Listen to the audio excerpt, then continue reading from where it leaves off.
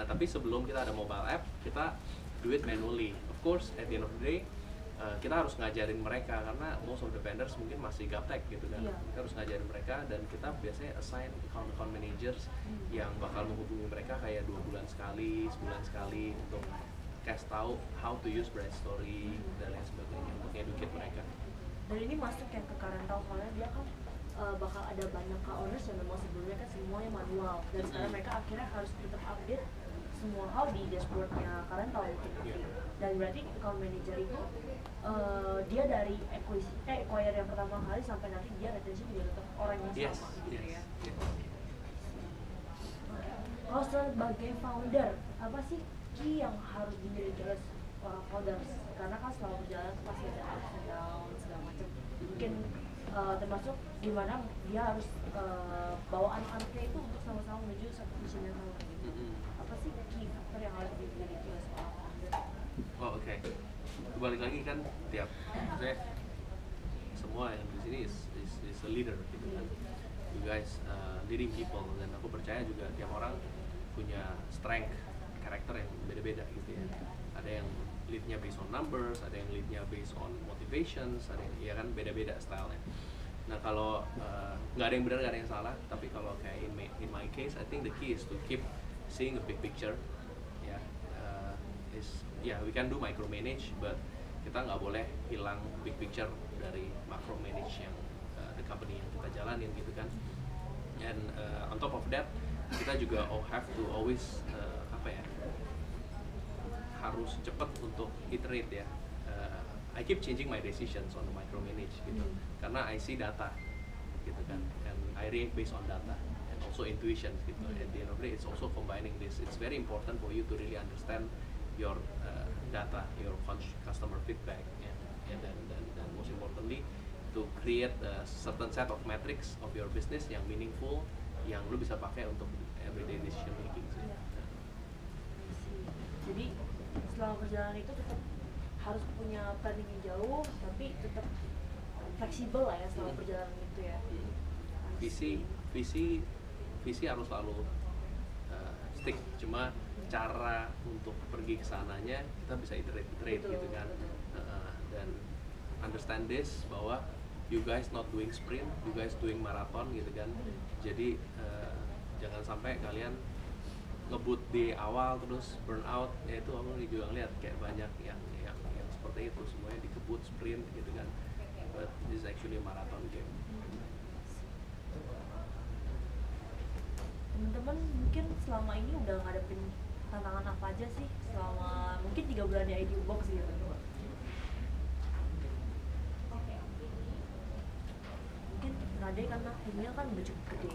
Tantangan apa sih selama ini udah dihadapin sama teman-teman semua? Kalau tantangan yang cukup signifikan itu lebih dari educate pihak advertisernya sih sebenarnya.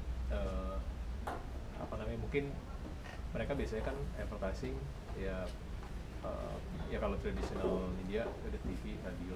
Kalau misalnya digital mereka mindsetnya adalah iklan online ya, yaudah pasang di Google, pasang di Facebook, udah kayak gitu kan. Jadi mereka udah biasanya kayak gitu, mereka terus udah gitu deh. Padahal mungkin mereka nggak sampai ngukur, nggak sampai dan explore ke media lainnya juga mungkin belum ngeh atau belum mau kayak gitu. Jadi challenge-nya adalah gimana kita bisa educate mereka untuk aware importance-nya pakai influencers gitu kan, dan juga untuk mereka bisa do it self service, karena kita fokusnya adalah bikin platform itu self service gitu. Kita juga ada managed service, kita serve agency, serve brand, tapi in the long term kita pengennya mereka bisa menggunakan ini secara self service, tapi dengan guidance kita tadi ada account manajernya, ada supporting kayak gitu sih. Jadi gini, kita harus bisa bedain antara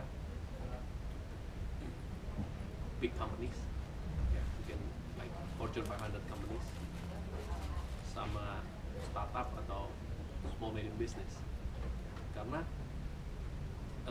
kalau startup or small medium business mungkin dia bisa pakai your platform, tapi big companies mereka nggak akan pakai your platform karena mereka punya agency. Jadi kayak you name it lah, all telco, elektronik, otomotif, airline, bank, mereka nggak akan pernah pakai your account. Yang soalnya dia punya agensinya.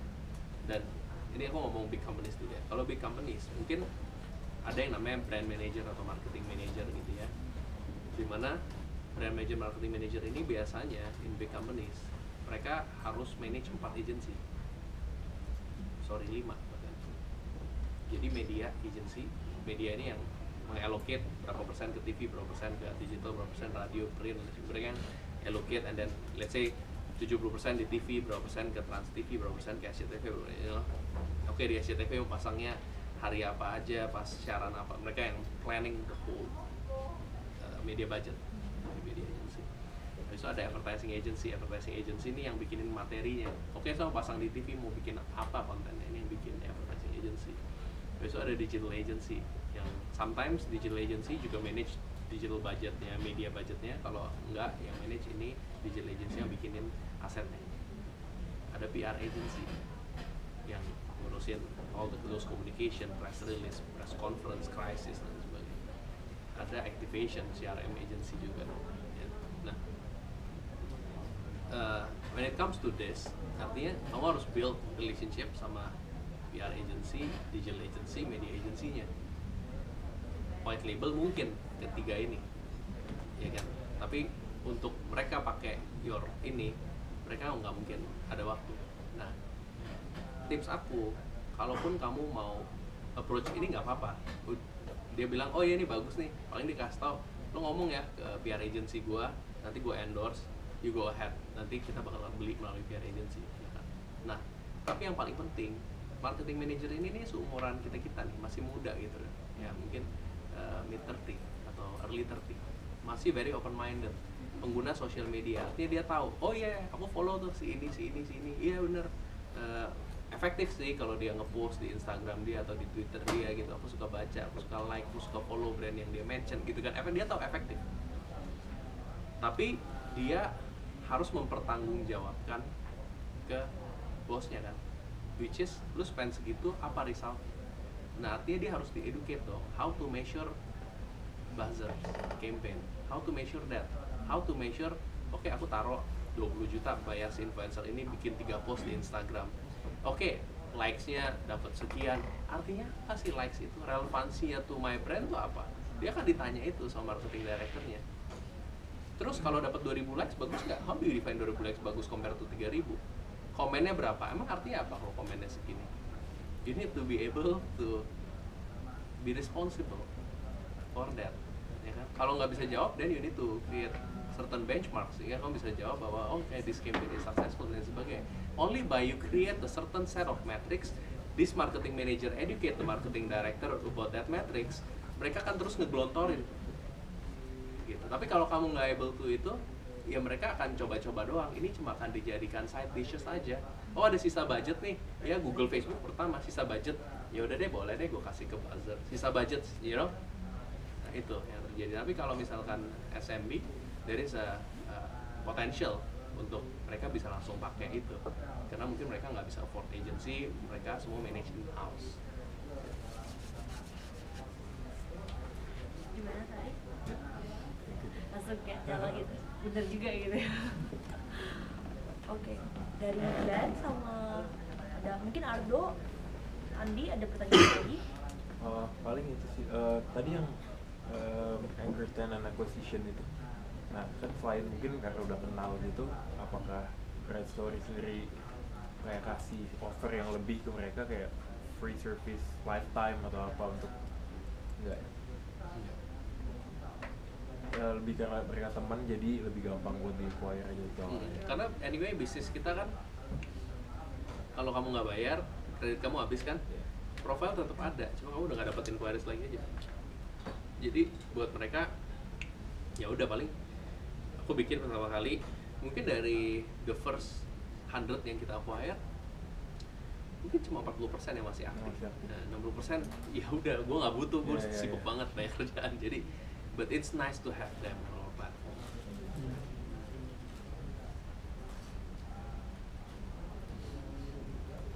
Oke, teman-teman, kalau nggak ada pertanyaan lagi, mungkin aku sama Kevin akan tutup sesi ini. Ada pertanyaan lagi? Nggak ada? Oke. Mungkin ada kata-kata terakhir dari Kevin yang mungkin untuk menyemangati mereka. Mungkin mereka kan habis ini bakal ada demo day juga di April kan. Ada nggak sih trik gimana sih buat ngomong sama investor, atau mungkin apa sih yang dilihat sama investor gitu sebelum akhirnya invest di startup kecil? Oh, oke. Iya, mungkin semua juga udah sering bilang ya, investor lihat kan tim, market size sama idea ya. Kalau menurut aku not so much of an idea, karena if you have a strong team, you are able to deliver the product, deliver the tractions, and then the market size is big and the competition is still not there yet, gitu kan. Idea bisa apa aja. Jadi kayak misalnya contoh saya bikin marketplace semuanya. Kayak investor melihat mungkin saya sebelumnya udah pernah kerja, saya ada pengalaman, terus dia lihat market size-nya juga besar. Nah, pertanyaan, habis itu mereka invest di kita kan. Nah, pertanyaan, kalau misalkan saya nggak bikin marketplace, saya bikin media tentang wedding, atau saya bikin blog tentang wedding, atau saya bikin aplikasi tentang wedding registry, saya akan tetap dapat investment. Kemungkinan besar saya akan tetap dapat, karena di kita emerging market orang investor ngelihat market size yang masih besar yang mau diambilin. That is why innovation or creativity is less factor for them. Kalau innovation or creativity is the key factor, mereka harusnya adanya di Jepang, di Israel, sama di Amerika, karena di situ you talk about all verticals semua udah digarap gitu kan ya, mereka udah tinggal create innovations gitu. Nah, jadi di Indonesia still those two. So I think please really focus on building the team and getting a strong tractions gitu kan, and you need to be clear on only one or two metrics aja yang kalian mau hit tuh apa sih gitu. Apakah revenue, apakah user growth, apakah retention, harus jelas matrix apa yang kalian hit, dan you should present that matrix and how you achieve that matrix. Karena when you bring the right matrix and you show them how you track this metric and optimize this matrix, that's how you convince the investor that you really know what you're doing gitu. And show the market size. Pada satu traction yang menunjukkan ada pertumbuhan sih. Iya, harus bener matriksnya ini emang ini matriks yang gue mau lihat, dan dia matriksnya grow dan dia ngerti how to grow this matrix. Iya. Gitu. Dan tentunya relevan juga ya sama produknya mereka. Oke. Oke. Tadi masalah yang untuk kompetisi tadi kan Sorry, mungkin pas masuk udah ada kompetitor yang lain ya. Nah itu gimana untuk differentiate dan apa aja sih yang dilihat dari kompetitor, dan gimana caranya bisa lebih maju lah dari yang udah ada. Okay, I think first thing first, you need to be confident on your idea juga ya.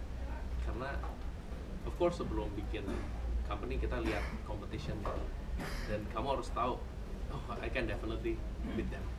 Gitu. I can definitely build a better product. I can definitely build a better experience for the vendors, for the users, gitu kan. Jadi kalau dari kacamata aku, I don't see any competitions.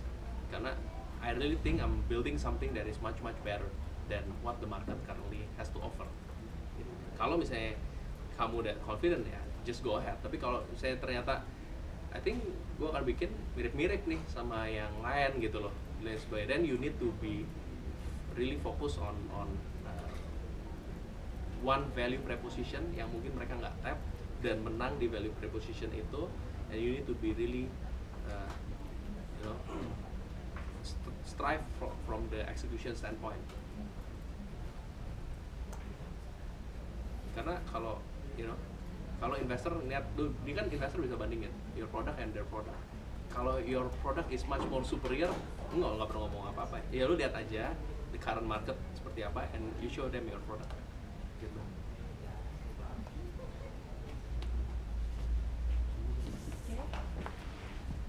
Mungkin sekarang teman-teman kalau belum kepikiran pertanyaannya, mereka nanti boleh kontak. Boleh. Aku di kevin@brightstory.com aja. Oke, sip. Thank you so much Thank you. for your time. Thank you. Sama-sama.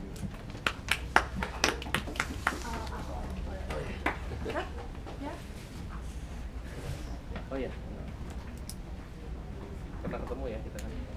Pernah. Sama Axiwa kan, Axiwa ada produk baru tuh Son, yang apa yang buat fotografi di Iya, warna buat- bareng juga enggak? Enggak, Oh, kayak honeymoon enggak. gitu ya. Iya. Please.